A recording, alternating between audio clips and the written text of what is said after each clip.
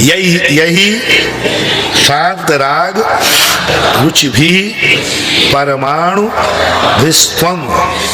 यही शांत राग रुचि भी परमाणु भेस्त्वं।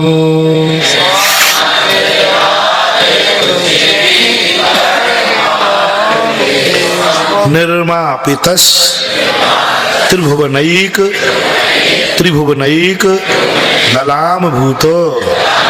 निर्मापिता त्रिभुवनैक ललाम भूतो।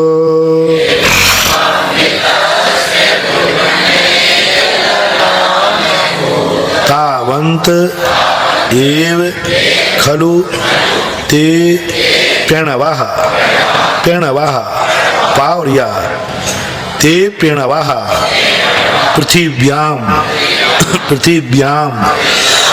तावन्त एव खलु ते प्रणवः पृथिव्याम।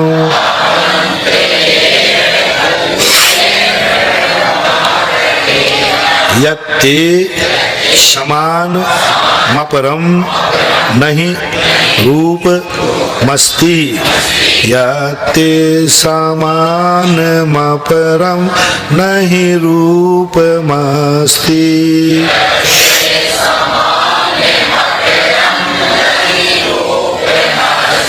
यही किनके द्वारा शांत राग, यानी जिन परमाणुओं में भी राग उत्पन्न करने की क्षमता नहीं है, रुचि भी सुंदर परमाणु भी स्वम, तो मैंने आप, यानी जिन परमाणु में से राग निकल गया है, शांत परिणाम वाले सुंदर परमाणुओं से जिनके द्वारा निर्माण हुआ, यानी किन परमाणुओं से हुआ?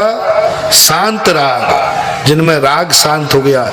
यहाँ शांत राग क्यों दिया शब्द? बहुत बड़ा रहस्य इसमें। भगवान इतने सुंदर होते हैं, कोई भी उतना सुंदर दुनिया में, लेकिन उनकी सुंदरता को देखकर किसी को विकार भाव नहीं आता। आप सुंदर को देख करके रागी हो जाते हैं। कोई सुंदर स्त्री पुरुष दिख जाए, उसके प्रति आप में राग जाग जाएगा, विकार जाग जाएगा। लेकिन भगवान की सुंदरता की विशेषता है, इतने सुंदर हैं, लेकिन उनको देख करके किसी के मन में विकार भाव, राग भाव नहीं जागता है। ऐसा नहीं जगता उनको देख करके किसी स्त्री के मन में विकार भाव आ जाए। बहुत सुंदर है। लेकिन तीर्थंकर की विशेषता होती है, आज तक किसी बहुत सारे कामदेव हुए, बहुत सारे सुंदर रूप हुए, जिनका शास्त्रों में वर्णन है कि उनकी सुंदरता को देखकर अनेक लोगों के मन में राग भाव जाग जाते हैं, वासना जाग जाती है।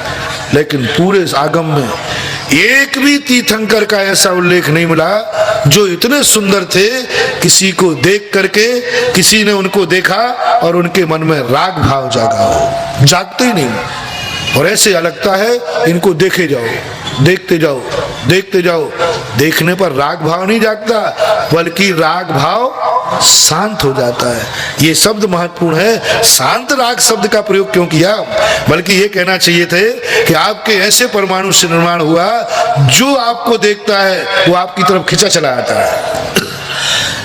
ऐसे आकर्षण है नहीं, बिल्कुल शांत राग। जिन परमाणुओं से आपका निर्माण हुआ वे शांत राग, यानी राग आदि भावों से रहित हैं। रुचि भी सुंदर हैं, परमाणु भी उन परमाणुओं से आपका निर्माण हुआ। निर्मापितस यानी निर्मापित। आप कैसे परमाणुओं से निर्मापित हैं? जिनमें से राग शांत हो गया है और रुचि भी यानी सुंदर हैं। इन परमाणुओं से आप निर्मित हैं। त्रिभुवनैक ललाम भूतो, हे तीन भुवन के ललाम भूत। तीन भुवन के लिखा ना, त्रिभुवन एक ललाम भूतो। तीन भुवन के भूत यानी जीवों के, ललाम यानी तिलक है। ललाम किसे बोलते हैं? तिलक है, मस्तक है। तीन भुवन में जितने जीव हैं उनके आप तिलक हैं, शोभा है, मस्तक हैं, उत्तमांग हैं। त्रिभुवन एक ललाम भूतो, आपका शरीर ऐसे राग रहित परमाणुओं से निर्माण हुआ है जो आप तीन भुवन के ललाम भूत हैं। ठीक भी है, दूसरा क्यों नहीं है? तावंत ये खलुते अपनी अणवाह पृथ्वीभ्याम। देखो मानतुंग आचार्य महाराज अपनी कमी को कैसी कुशलता से ढांकना चाहिए। हम जब तुमसे कहें आप लोगों में कोई भी गुण नहीं है, सब दुर्गुण भरे पड़े हैं, एक भी गुण नहीं, जो देखो सारे कुएं में भांग पड़ी है,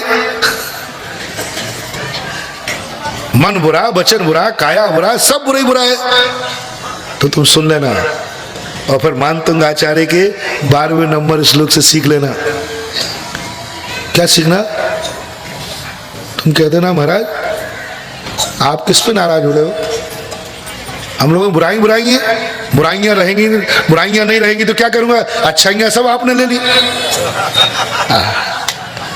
क्या गजब का टाइटल! देखो मैं करूं क्या?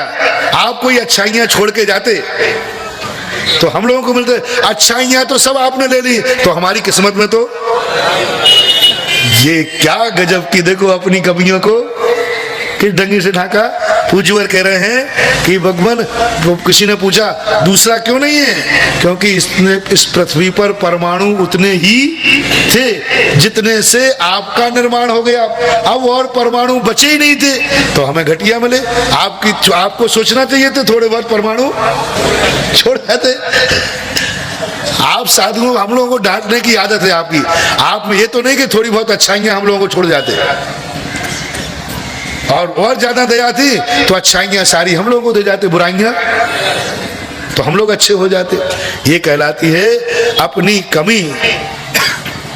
और देखो बहुत बड़ी बात है, भक्ति में आता है कि भगवान यदि आप हमारी बुराइयां देखोगे तो आप मेरे से घृणा करोगे, आप मेरी कमियां देखोगे तो आप मेरे से घृणा करोगे, क्योंकि मेरे में बुराइयों के अलावा कुछ है ही नहीं है। आप मेरी तरफ मत देखना भगवान, मेरे में जो बुराइयां हैं वो आपके ही कारण से हैं। इसलिए आप सोच लो, हमें डांटने की अपेक्षा स्वयं सोचो, हम लोगों में जो बुराइयां हैं वो आपके कारण हैं, क्योंकि सारी अच्छाइयां आपने ले ली, हम लोगों को दी नहीं, कोई बुराई नहीं दी। इसलिए बुराइयां बची, इसलिए हम लोगों के पास बुराइयां आ गई। इतने ही परमाणु थे वो सब आपका शरीर के निर्माण में लगे, दूसरे परमाणु है ही नहीं। अन्यथा ध्यान रखना, यदि मानतुंग आचार्य महाराज ये बात नहीं बोलेंगे ना तो तुम्हें थप्पड़े पड़ती रहेंगी, तुम वो बनते ही रहोगे। बहुत दिन में याद आया, क्या बात है, मतलब लोगों को गैस बन रही थी तभी तो तालियां बजाई। क्या करे महाराज, ऐसा ध्यान रखना, यदि तुमने बोलना नहीं सीखा तो भगवान तुमसे घृणा करेंगे, गुरु तुमसे घृणा करेंगे। इतना करने के बाद भी आप लोगों में कोई अच्छाई नहीं आ रही है। इसलिए देखो भक्त ने क्या कहा, भगवान मेरे अवगुण न चितारो प्रभु अपनो विरद निहारो। क्या कह रहा है भगवान से भक्ति में, हे भगवान मेरे अवगुणों की तरफ मत देखना, यदि मेरी बुराइयों को देखोगे तो आप मेरे से घृणा करोगे, निकल जाए यहां से। इतना गंदा आदमी है। ओह धन्य है भक्त, धन्य है भक्त जो भगवान को सिखा रहा है, धन्य है भक्त जो भगवान को उपदेश तेरा मेरे अवगुण न चितारो, क्योंकि वो जानता है मेरे में कितनी कमियां हैं। यदि सही होता तो भगवान देख लो कितने अवगुण है, एक मिल जाए तो गारंटी है, एक भी अवगुण नहीं मिलेगा। आप तो देखो, खूब देखो, आंख फाड़ के देखो, है ही नहीं गलती, मिलेगी नहीं गलती। लेकिन अपन को मालूम है कि अपने अंदर कितनी गलतियां हैं, इसलिए पहले ही से कह देना भगवान देखो आप मेरी गलतियां मत देखना। तो फिर क्या करूं, अपनो विरद निहारो। आपका काम क्या है, हमारी गलतियां देखना नहीं, आप तो अपना काम करो। आपका काम है संसार में पतित लोगों का उद्धार करना। आप अच्छे महाराज हैं, अच्छे भगवान हैं, आप दूसरों की कमियां नहीं देखते हैं, आपको तो उद्धार करना है, हमारी इन बुराइयों के साथ भी आप मेरा उद्धार कर देंगे।